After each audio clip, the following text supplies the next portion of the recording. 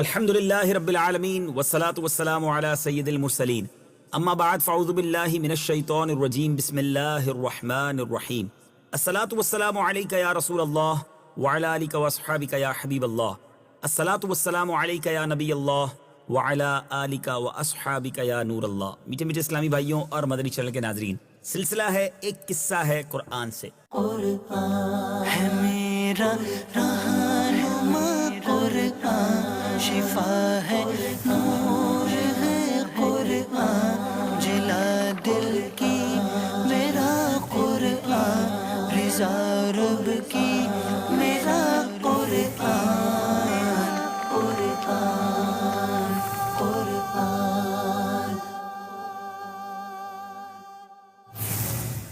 آج کس قصے کی بات ہونی ہے؟ سبحان اللہ، آج ہم قرآن پاک کے ذریعے دو بہت ہی پیارے قصے، ایک نہیں دو قصے مگر مختصر آپ کے سامنے پیش کریں گے۔ پہلے بات کریں گے جنتی نہروں کی اور پھر بات کریں گے ایک بڑے ہی مبارک درخت کی۔ جنتی نہروں کے بارے میں سنتے ہیں۔ حضرت ابن عباس رضی اللہ تعالیٰ عنہما نے فرمایا کہ اللہ تعالیٰ نے 5 نہروں کو جنت سے جاری فرمایا ہے۔ سبحان اللہ۔ نمبر 1 جیحون، نمبر 2 یحون، نمبر 3 دجلہ، نمبر 4 فرات اور نمبر 5 نیل۔ یہ 5 ندیاں ایک ہی چشمے سے جاری ہوئی ہے۔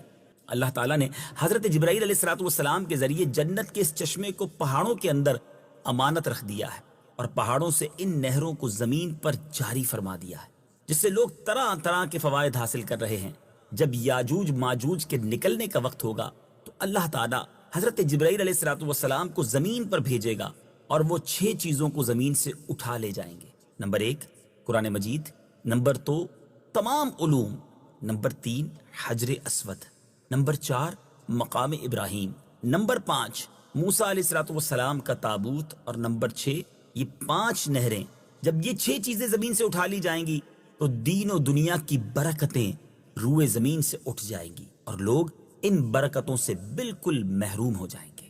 قرآن مجید فرقان حمید میں اللہ تبارک و تعالی ارشاد فرماتا ہے، وَأَنزَلْنَا مِنَ السَّمَاءِ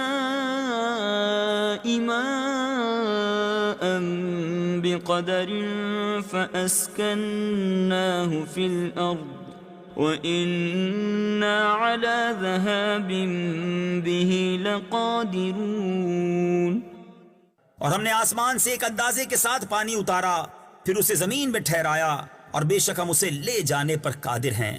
وَإِنَّا عَلَى ذَهَابٍ بِهِ لَقَادِرُونَ کا یہی مطلب ہے کہ ان پانیوں اور نہروں کو ایک وقت ہم اٹھا کر جہاں سے ہم نے اتارا ہے وہاں پہنچا دیں گے اور زمین میں یہ سب ناپید ہو جائیں گے۔ اے میرے میٹھے اسلامی بھائیوں، اب سیکھنے کو کیا ملا؟ بندوں پر یہ لازم ہے کہ اللہ تبارک و تعالیٰ کی نعمتوں کی شکر گزاری کے ساتھ حفاظت کریں اور ہرگز پانی کو بیکار ضائع نہ کریں، اور ہر وقت اللہ تبارک و تعالیٰ سے ڈرتے رہیں کہ کہیں یہ نعمت ہم سے چھین نہ لی جائے، سلب نہ کر لی جائے۔ میٹھے میٹھے اسلامی بھائیوں، 5 نہروں کے بارے میں سنا، ان میں 3 نہریں تو آج بھی دیکھی جا سکتی ہیں، دریائے نیل، دریائے دجلہ اور دریائے فرات۔ آئیے آپ کو ان تینوں نہروں کے کچھ مناظر دکھاتے ہیں۔ دریائے نیل جو ہے یہ گویا سدرۃ المنتہا سے جاری ہوتا ہے۔ جب سے میں نے پڑھا تھا واقعی شوق جاگا کہ دریائے نیل کو جا کے دیکھا جائے۔ حدیث پاک میں، بخاری شریف کی حدیث میں موجود ہے کہ یہ دریا سدرۃ المنتہا سے جاری ہوتا ہے۔ اب یہ اللہ کے رازوں میں سے ایک راز ہے۔ ہم اس وقت دریائے نیل کے سٹارٹنگ پوائنٹ پر ہیں، گویا دنیا یہ کہتی ہے کہ دریائے نیل یہاں سے شروع ہوتا ہے۔ اب اس جگہ کا سدرۃ المنتہا سے کیا کنیکشن ہے وہ ہم نہیں جانتے۔ ہم اس محبت میں یہاں آئے ہیں کہ میرے آقا علیہ السلام نے اس دریائے نیل کو وہاں پر دیکھا تھا، معراج کی شب دیکھا تھا، ہم نے آج یہاں آ کر اپنی آنکھوں سے دیکھا ہے۔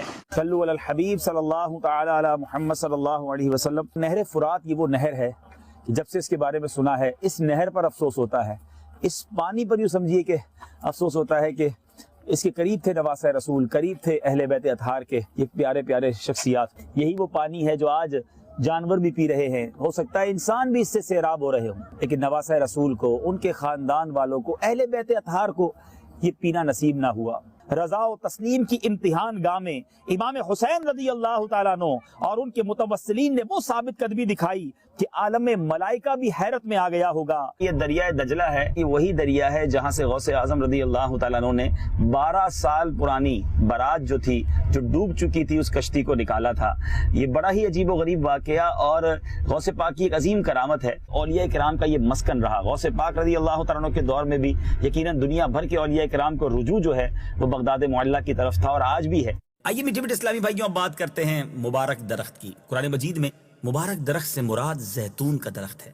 طوفان نوح علیہ السلام کے بعد یہ سب سے پہلا درخت ہے جو زمین پر اگا، اور سب سے پہلے جہاں اگا وہ کوہ طور ہے، جہاں حضرت موسیٰ علیہ السلام اللہ تبارک و تعالیٰ سے ہم کلام ہوئے۔ زیتون کے درخت کی عمر بہت زیادہ ہوتی ہے۔ شاید آج نئی معلومات آپ کو ملے گی کہ بعض بزرگوں نے فرمایا کہ 3000 برس تک یہ درخت باقی رہتا ہے۔ اس کی عمر کم و بیش 3000 سال ہوتی ہے۔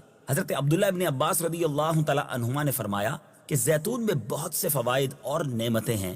اس کے تیل سے چراغ جلایا جاتا ہے، یہ بطور سالن کے بھی استعمال کیا جاتا ہے۔ اس کی سر اور بدن پر لوگ مالش بھی کرتے ہیں، اور یہ چمڑے کی دباغت میں بھی کام آتا ہے، اور اس سے آگ بھی جلاتے ہیں۔ اس کا کوئی جزو بھی بیکار نہیں ہے، یہاں تک کہ اس کی راکھ سے ریشم دھو کر صاف کیا جاتا ہے۔ یہ حضرات انبیاء علیہ السلام کے مکانوں اور مقدس زمینوں میں اگتا ہے، اور اس کے لیے 70 انبیاء کرام نے برکت کی دعا مانگی ہے، یہاں تک کہ حضرت ابراہیم خلیل اللہ علی نبینا علیہ السلام اور نبی پاک علیہ السلام کی مقدس دعاؤں سے بھی یہ درخت سرفراز ہوا ہے۔ سبحان اللہ۔ اس مبارک درخت کے بارے میں رب عز و جل قرآن مجید میں کیا ارشاد فرماتا ہے؟ وَشَجَرَةً تَخْرُجُ مِن طُورِ سَيْنَاءَ تَنبُتُ بِالدُّهْنِ وَصِبْغٍ لِلْآكِلِينَ۔ اور ہم نے درخت پیدا کیا جو طور سینا پہاڑ سے نکلتا ہے، تیل اور کھانے والوں کے لیے سالن لے کر اگتا ہے۔ سبحان اللہ۔ ایک اور جگہ کچھ یوں ارشاد ہوتا ہے، يوقد من شجرة مباركة زيتونة لا شرقية ولا غربية، جو زیتون کے برکت والے درخت سے روشن ہوتا ہے، جو نہ مشرق والا ہے اور نہ مغرب والا ہے۔